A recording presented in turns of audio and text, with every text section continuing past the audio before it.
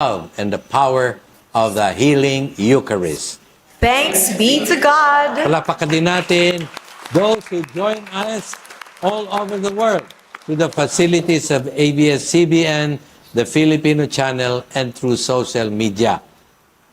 Mabuhay kayo, pagpalain kayong lagi ng ating Panginoon. Amen? Amen.